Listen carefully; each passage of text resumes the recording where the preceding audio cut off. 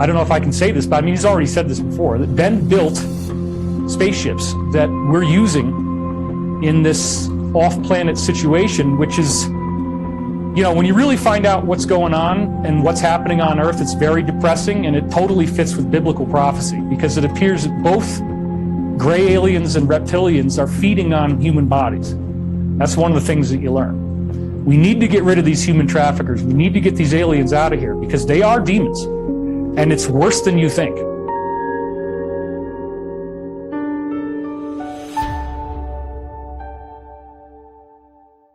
I'd like to offer some additional context for the viewers here, that the consciousness, the mind, interfaces with the physical brain, and the mind or consciousness is both a transmitter and a receiver of information. And in fact, every conscious creature, every conscious being throughout the entire cosmos is both a transmitter and a receiver of information. And I've talked about this in one of my books, The Contagious Mind, which talks about the 100th monkey concept, and even, by the way, crystalline structures can share information about their molecular format with other liquids that form crystals in other labs elsewhere around the planet. So that's all been documented. So what's interesting, especially about you, David, is that your sensitivity. So you were born with a level of sensitivity to information, and then now you've found ways to write it down, or to record it, or to remember it. Where I think for a lot of people, Archangel Michael, which is the source that started to talk in 1999.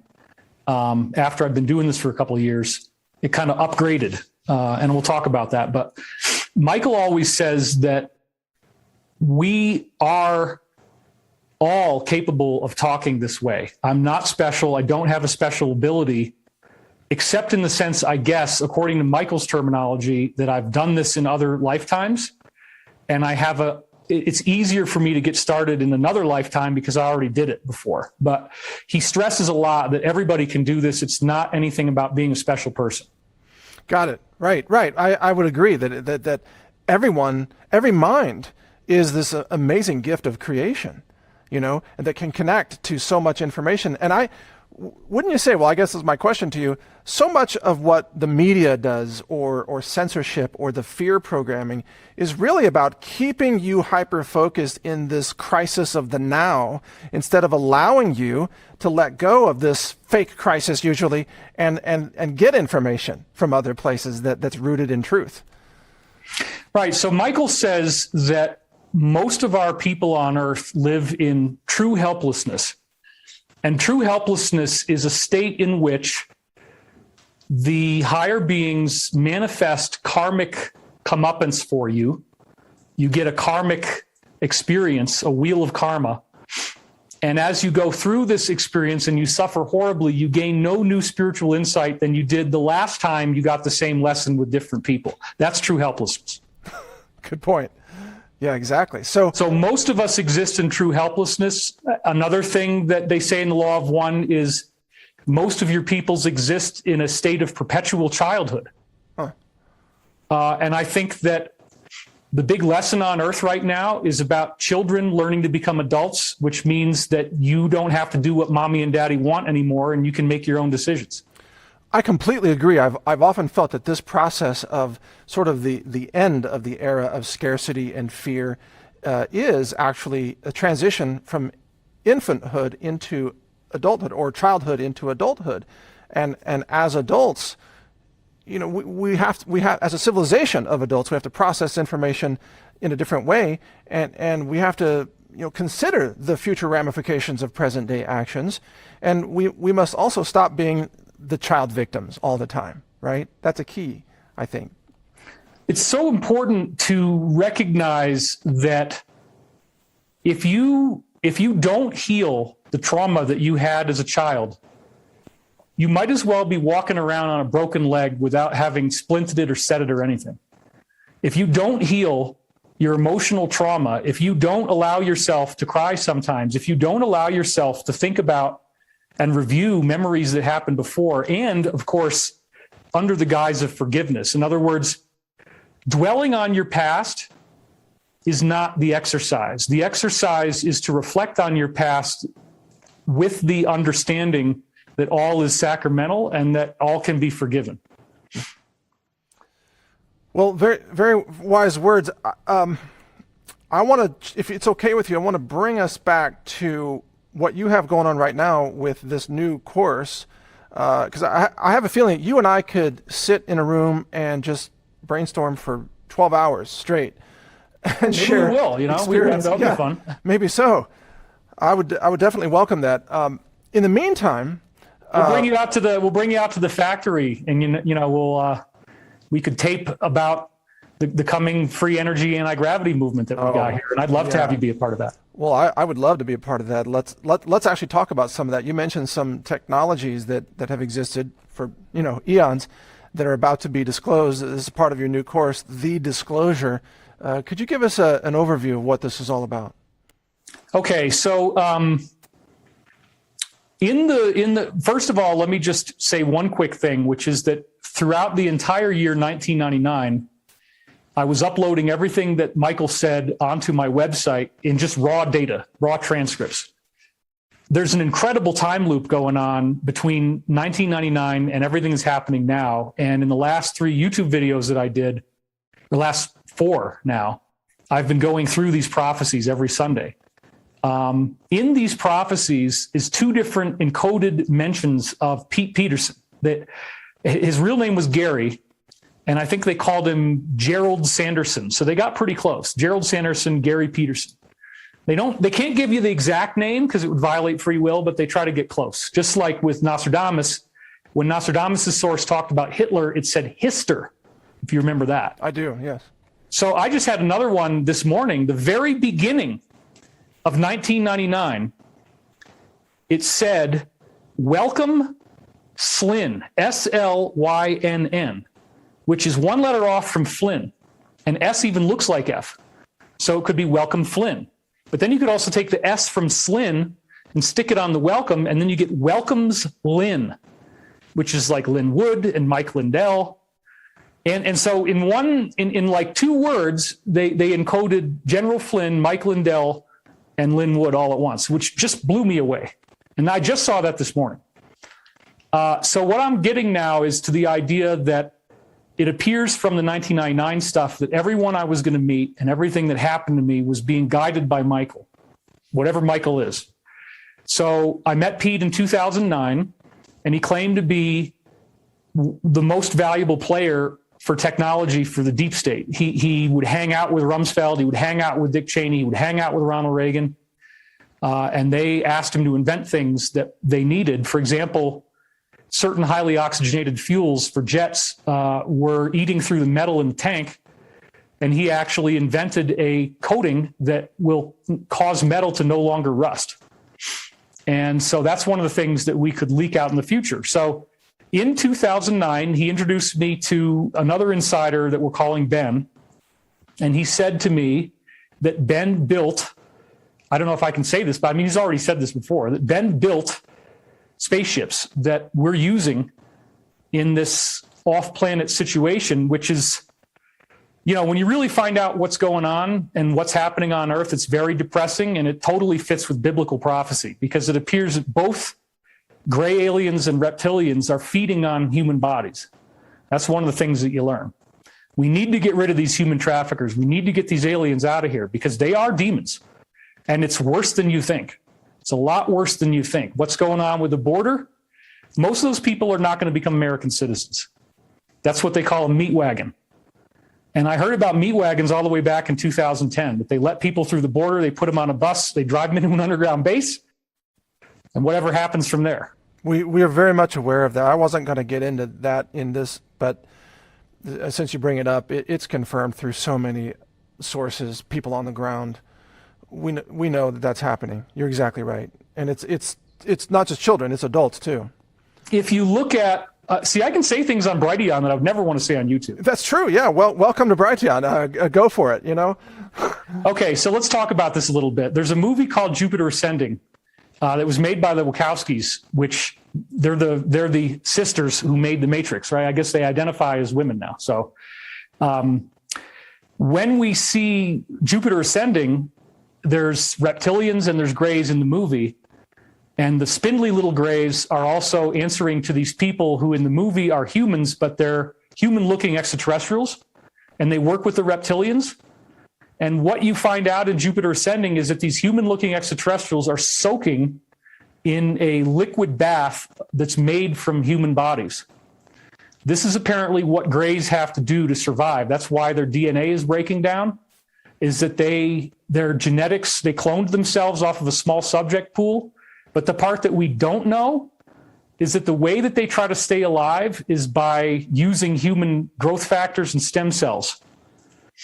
And we, as in our secret government, have made the grays an alternative option that can keep them alive, but they don't like the taste. So they're still human trafficking. So like if you go back to the Tom DeLonge disclosures that happened in whenever that was, 2015-ish, or whatever year it was, I can't really remember now, maybe 2017, something like that. But anyway, when the Tom DeLonge stuff came out, they showed you these sightings from a UFO around the USS Nimitz. You remember that? Of course, yes. Okay, I'm going to tell you something really dark, and I'm sorry, but what's happening is that those UFOs are pulling up to corrupted U.S. military elements, and then they pick up their payment from the ship, if you follow what I'm saying by payment. They're picking up their payments. Our military is doing this.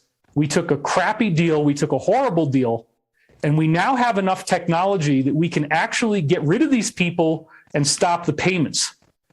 But in order to do that, we're going to need a civilian space force. We're going to need a civilian-led, or at least a civilians with military, so that we can go against corrupted aspects of our own infrastructure that are actually cooperating with these beings and using this for their own sustenance, I guess. And wouldn't you know, I got a tractor driving right behind me. No, it's okay. And then, you know, Trump, of course, highlighted Space Force, and it's something that I think the Biden regime is trying to shut down. But politics aside, there are, at least according to the sources I've spoken with, white hat sources inside military intelligence and also Space Force and so on, that are talking amongst themselves and to certain people about this battle is being waged right now. This is actually happening. There is a war going on with the Draco right now, and Pete would talk to me about this, and he said that we were winning. There's about, from what Pete said, there's about 3,500 of these ships out there that Ben built, at least, that we're using. And he said there's Americans all over the galaxy. He said that we have colonized 65 locations off planet Earth throughout the galaxy, and that each one of these locations typically will have at least 3,500 soldiers there. So the big thing is to fight these reptilians.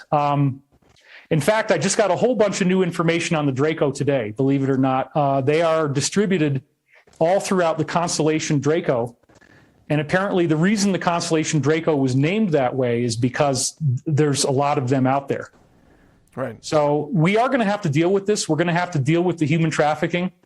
We're going to have to stop. So what I'm trying to say, Mike, is that there's a direct through line between Greys, Satanism, Illuminati, human trafficking, and extraterrestrial UFO sightings. Okay. And let me explain this to you, because I wanted to do this somewhere, but not on YouTube.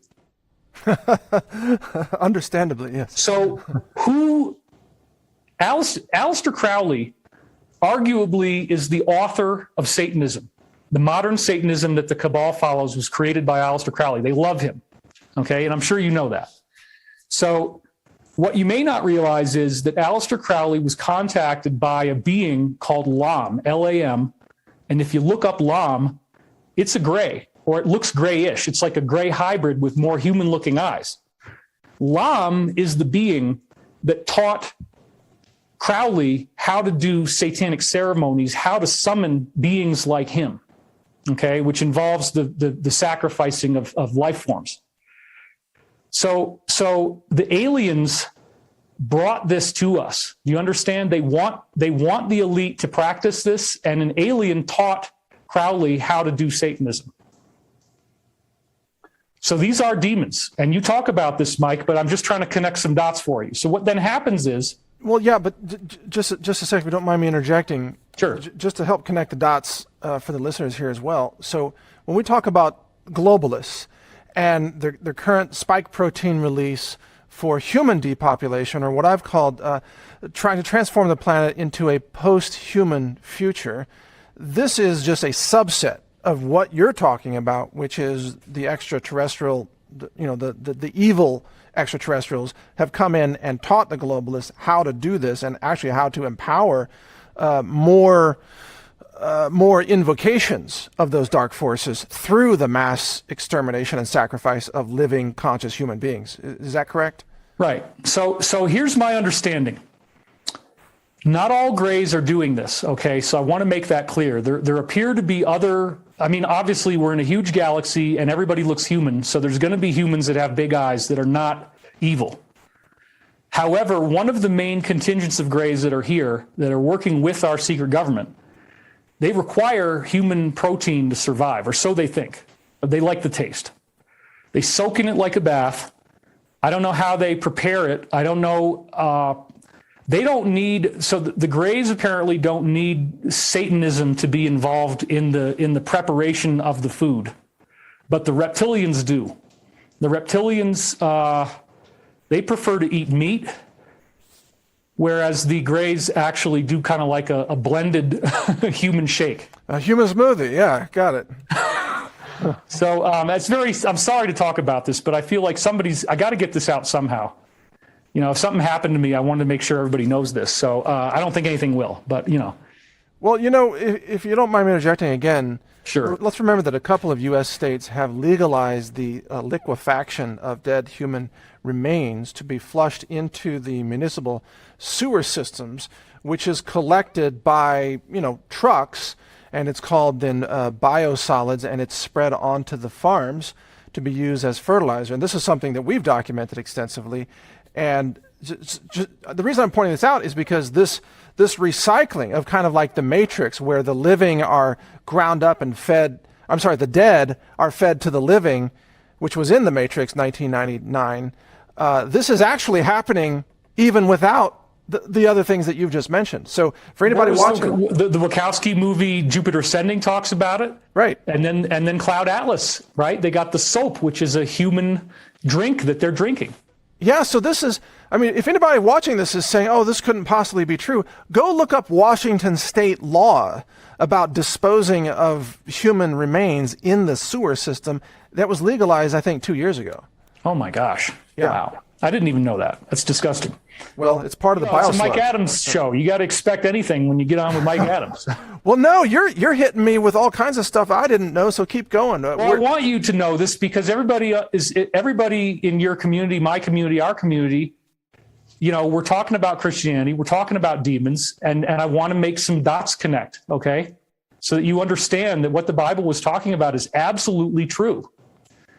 So the Greys apparently don't need the victim to be tortured at all. They could take any human, it doesn't matter. But with the Draco, they really need the victim to have suffered. Part of what they feed on is the energy that we release in death, in suffering. Right. There is a way to feed on that, apparently, energetically. And I've talked about how there was a guy named Wilcock who took fish eggs and then he put them next to fish eggs that were older. The older fish eggs will actually suck the health out of the younger fish eggs and kill them. And you can do this in a hermetically sealed container where the only thing in between is quartz, which allows ultraviolet to pass through.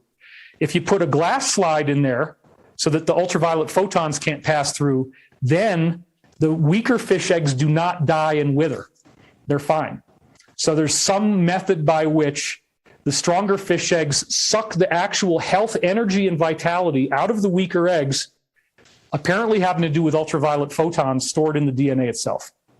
And so when you block those ultraviolet photons from being sucked out of the room, now the eggs don't die. This is apparently the same principle in the spiritual sense where negative entities can feed on fear and feed on suffering. So then, in this context, most human beings living today are living in an oblivious human crop plantation, essentially, which is being harvested for that life force energy plus the human proteins for the human smoothies that you mentioned. And again, this is exactly what they talked about in the Matrix back in '99, that there were entire fields that were harvested. And all even batteries, we're all plugged into the Matrix to feed the Matrix. That's right. And by the way, the elimination of the family is part of what's necessary to say that we don't need mothers any longer, that we can grow babies in these harvest farms, or we can grow them through, modern medical science, what have you. So they eliminate the family and the motherhood, and then they eliminate the connection between the child and its mother. I agree. So I want to finish this because it is dark, but I think we should get through it. So the next stage would be to see that you can, I would never ever want to be involved in this, but these depraved people can perform a ceremony and summon these beings. I don't know if a gray is going to necessarily look like a gray. He might project some other image that looks like a gargoyle or a more traditional demon. It might still be a gray. But they do apparently become visible at the end of these ceremonies. So one of my insiders said that there's one of the laptop videos is of a session ending and something materializing at the end.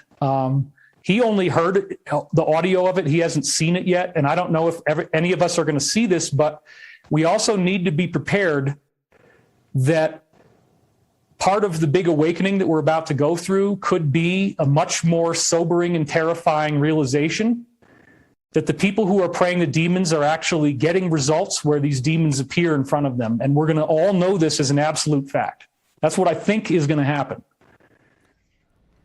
Yeah, you are not the first person to relate that exactly. That we're going. That's Really? right. That's right. Ooh. Well, I know that some of the same people are talking to you and me. He won't admit it to me, but I'm pretty sure that's the same guy.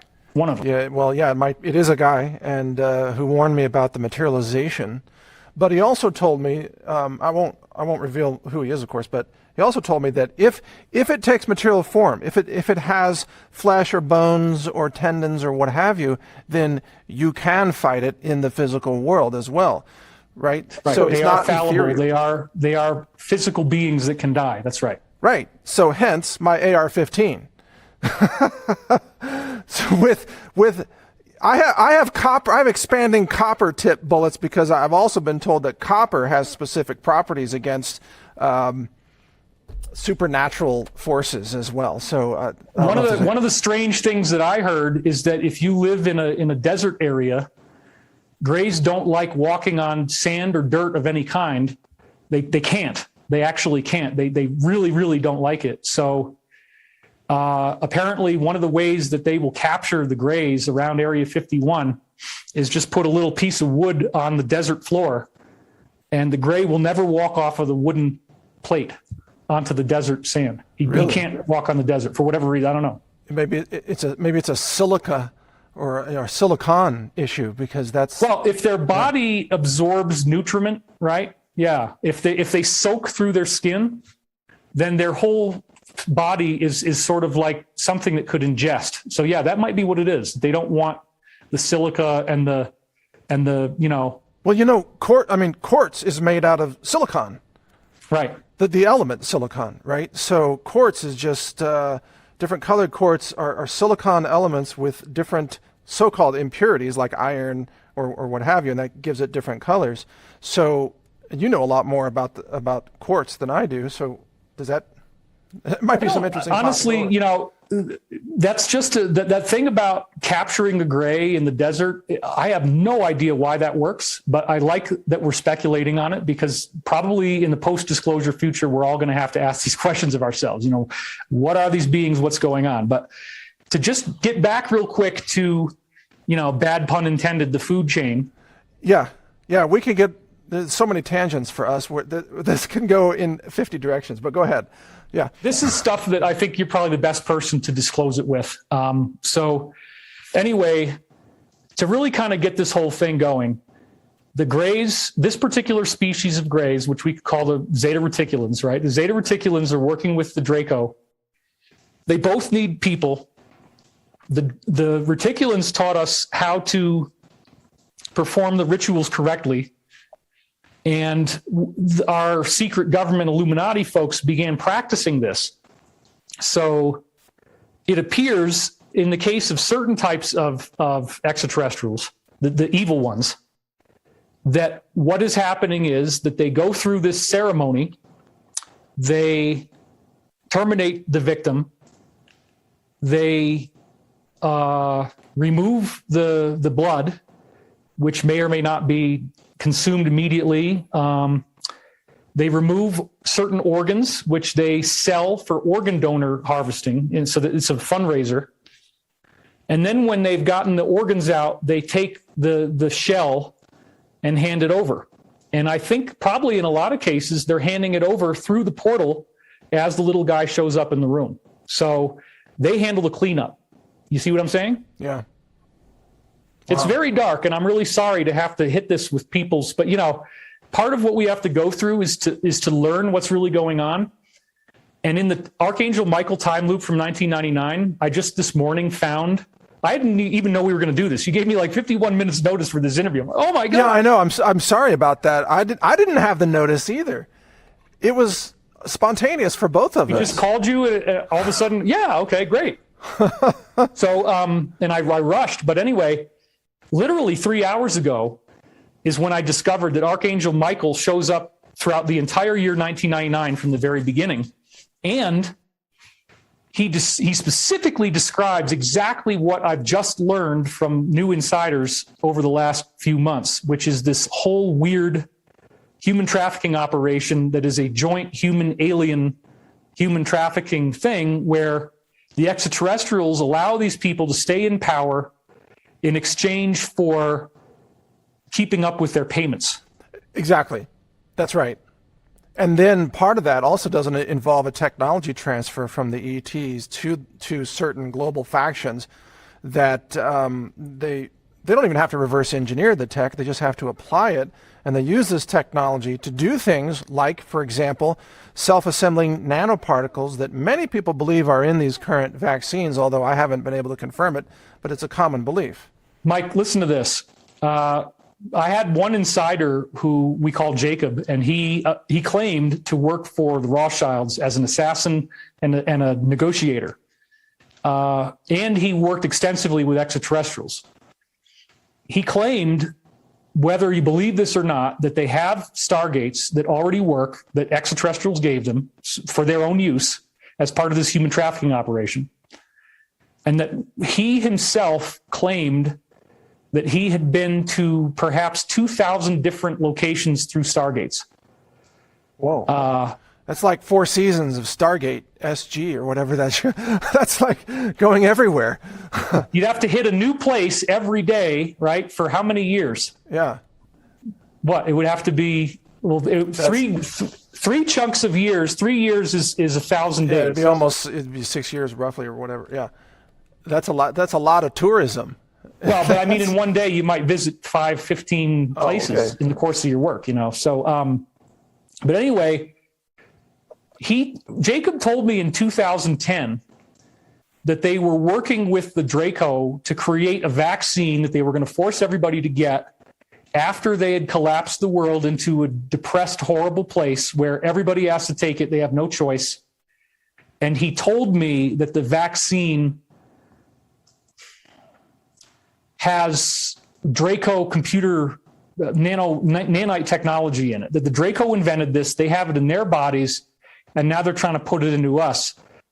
And I didn't know if I believed this, Mike, until I just watched the other day something you posted on Brighteon. I think it was with Stu Peters, where it was this lady, a molecular biologist or something, who had looked at one of the vaccine droplets without putting the slide on top of the microscope slide. You know what I'm talking about, right? I do know what you're talking about. Bubbles that look like they got hexagonal geometry in them, and they all kind of connect with each other in this extremely weird way. And all she's doing is looking at a droplet of the vaccine on a microscope slide without the cover on it. And I think her description was that it appeared to be a self-animated or self-aware I don't know if organism is the right word, but micro technology of some kind, right? Is that the same video? Yeah, I mean, back then, mate, we're going to take these little nanites, we're going to put them in a vaccine. Everybody's going to have to take the shot, mate. I mean, I heard this in 2010.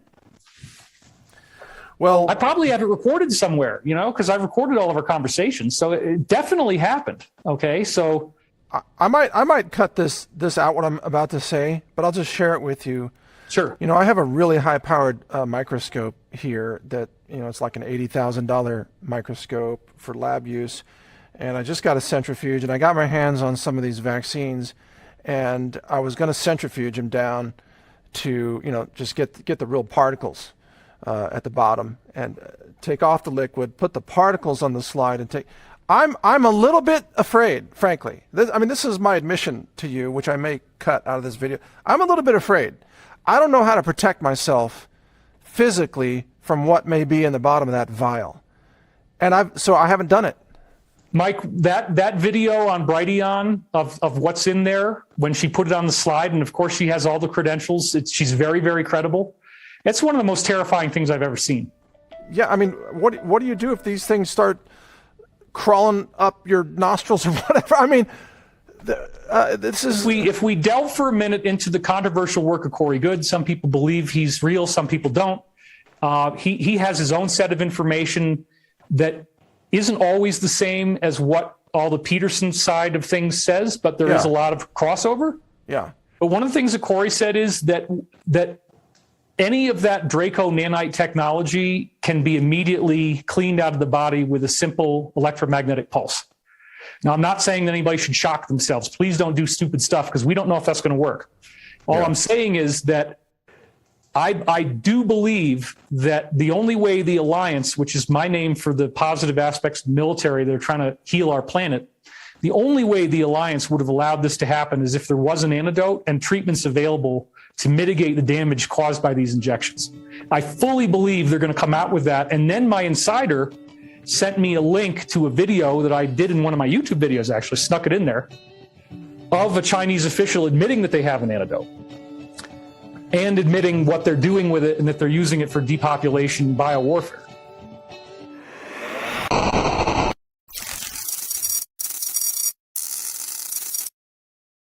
What if everything that you think you know about reality and your life on Earth is a lie?